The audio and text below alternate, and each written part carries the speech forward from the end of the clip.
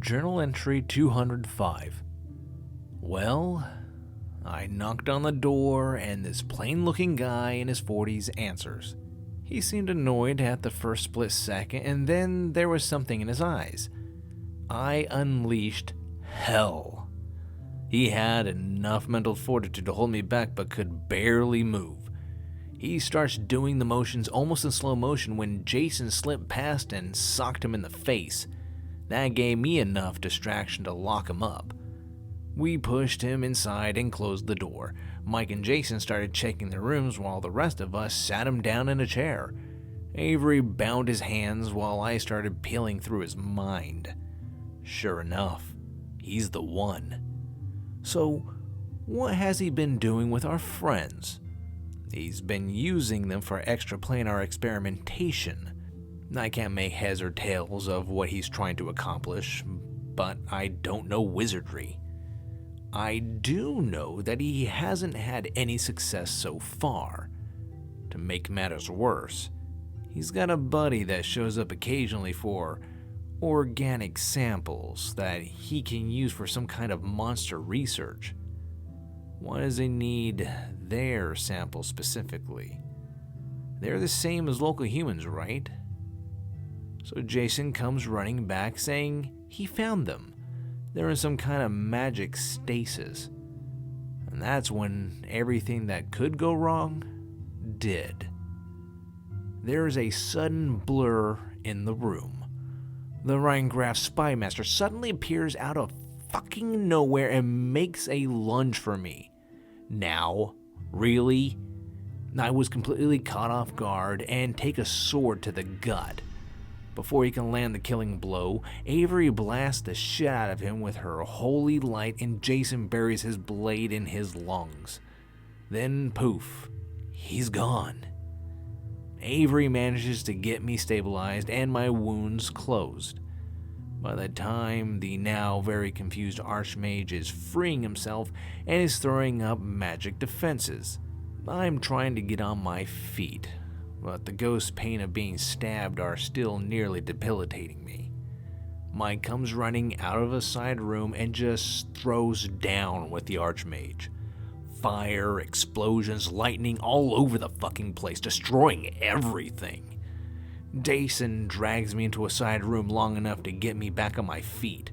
Avery sticks with Mike and does her best, adding in her own defenses. Marcus is throwing around his bard music.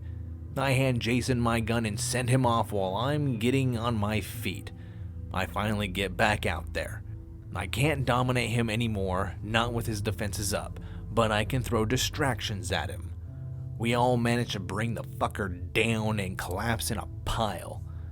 Then, we realize half the room is on fire, so we ran around putting that out.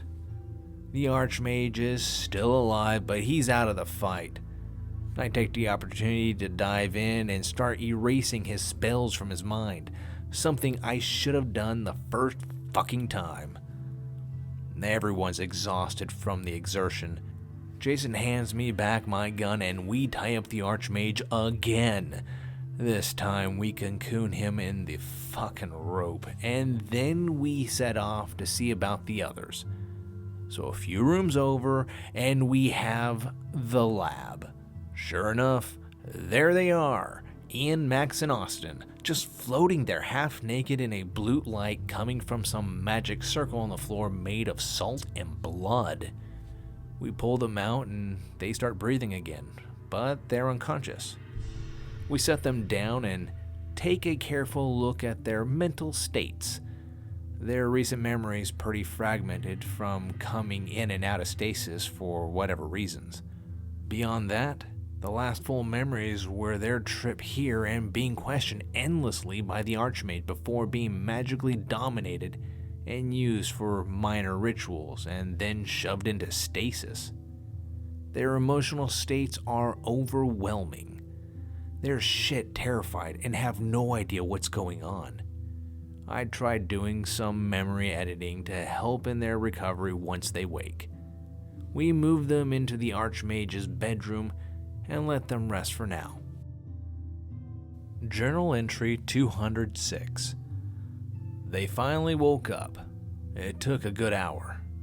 They didn't recognize us right away. It took a lot to calm them down.